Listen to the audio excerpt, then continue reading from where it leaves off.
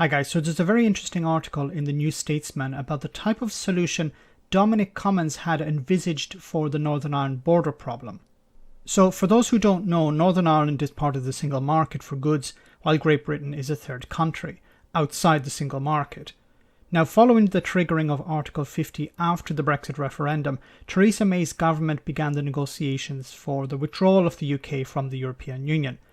She famously or infamously sent David Davis to Brussels to represent Britain. He was chosen because he's a Brexiteer, and the likes of the ERG wanted someone on their side leading the negotiations. So after a lot of talks and political wrangling, they came up with the withdrawal agreement and the political declaration. The former was what the British government would be bound by law, while the latter was more a political document dealing with the future relationship between the two. The withdrawal agreement is arguably the more important, and it dealt with, amongst other things, the position of Northern Ireland. However, May struggled to sell it to Parliament, and it eventually failed to get enough support. May was out and Johnson was in. The three possible scenarios to where the border in Northern Ireland was to go came up before and after Boris Johnson's takeover.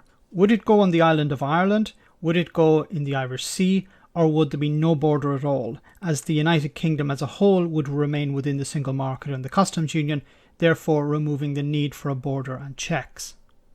Eventually, following a lot of lying, Boris Johnson came to the conclusion that he couldn't get away with having a border on the island of Ireland or keeping the entire UK within the single market and the customs union, so the Irish Sea saw a border.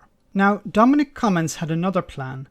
According to discussions he's had online, he wanted to do something that many unionists had already wanted, to put a border between the island of Ireland and the rest of the European Union.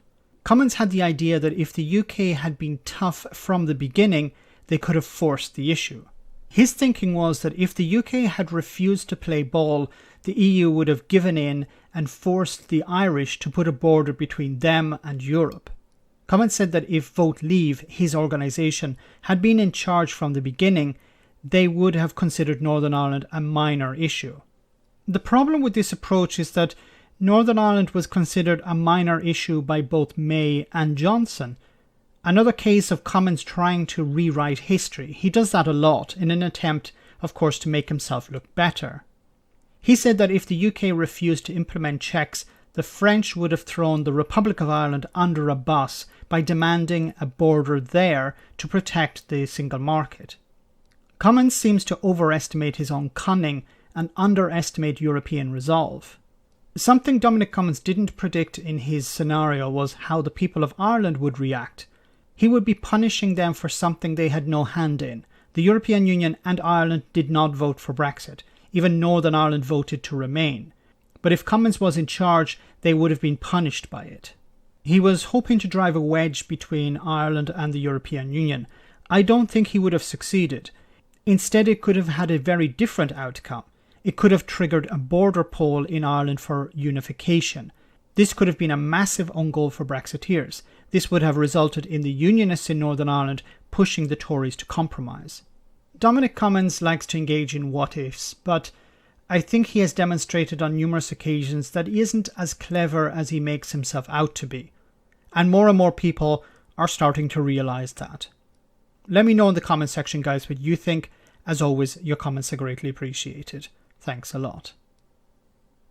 I want to say a big thank you to all of my patrons. You ensure that this channel continues to exist. I'm eternally grateful for all of your support. If you join Patreon, you will receive instant access to our Discord server, where we have both audio and video chats. You can chat with me and other patrons, where we discuss important and non-important issues.